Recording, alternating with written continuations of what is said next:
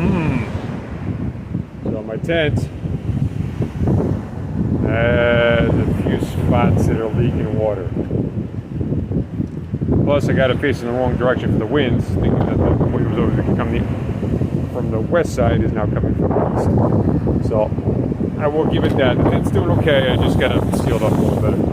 But let me show you something.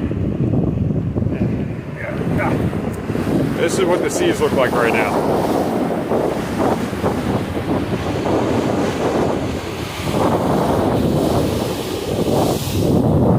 Now, I grew up on the Atlantic. I wasn't expecting the Mediterranean to be this rough under these conditions. Let's see if it does again.